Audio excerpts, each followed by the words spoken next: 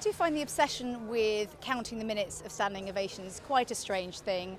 As a film critic who's employed to write, long, nuanced reviews of films, I don't really like seeing anything reduced to either a star rating or, an ovation length. People are trying to be polite a lot of the time, aren't they, when they're clapping?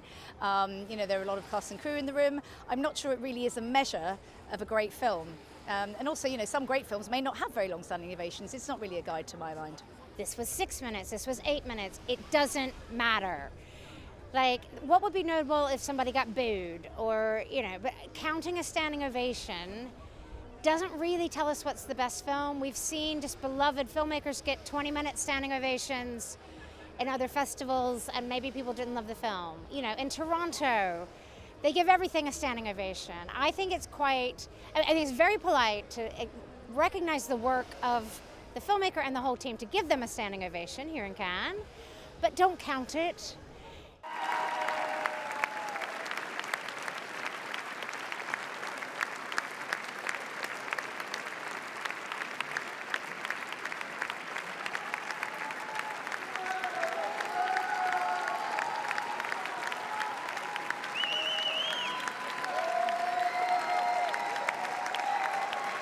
I always clap at a premiere because I think that's the polite and good thing to do, and often I've enthusiastically joined in, but there is a moment where it does start to taper out a bit, and then someone will start up again, and then everyone sort of thinks, oh, okay, maybe I should join in. So it is a slightly awkward moment sometimes. It's also quite awkward if they're going on for 8 minutes. You see the filmmaker what are we supposed to do? I don't think they enjoy it either. Yes, they want the quick standing ovation, in a recognition people love their film. That's a moment of celebration. But to go on for 10 minutes, the audience is like, when do we stop? The filmmakers are like, where do we look? I just think it gets really awkward.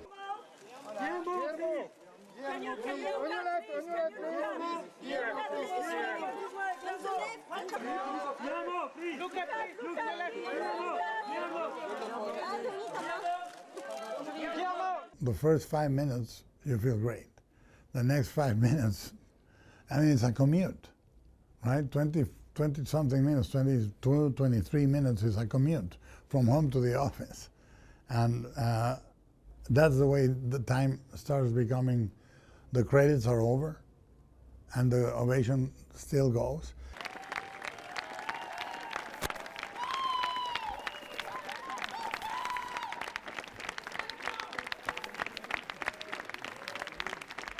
What it reflects on is how performative you're willing to be to get a reaction. So, for example, Nicholas Winding Refn at the screening of Her Private Hell, he walked around just literally going like this. He knows what he's doing, and of course people think that's hilarious because he's trying to make them go for as long as they can, and they're willing to go with him. They're willing to indulge him while he's going more. And he got about 13 minutes for a film that normally would get about 5.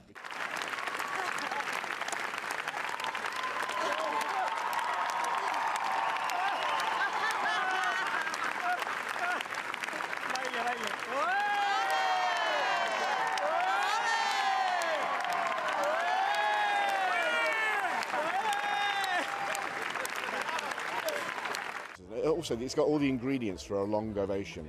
It's got an upbeat story, it's got a feel-good message, and it's got 2 big stars. So just as the applause is going down, you cut to Penelope Cruz and the applause comes back, and then that goes down again, and then you say, "Clean close," and it all comes back up again. And so, it just tells you a lot about the type of film that it is. And it's interesting that Sentimental Value had a similar kind of ovation last year, and look where that went. It went to the Oscars. So it's a long-winded way of saying I do think they have their use.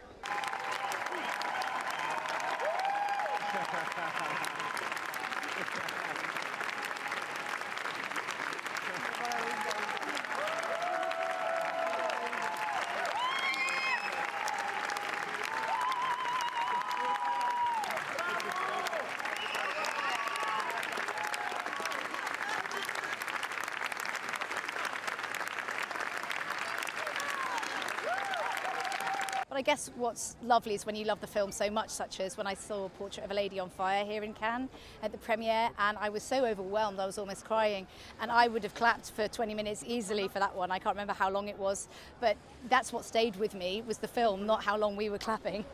Personally, I can't bear it. I hate having to do it, but it's become part of what everybody does. It's a weird thing that suddenly crept up on us, and I think all the trades think the same.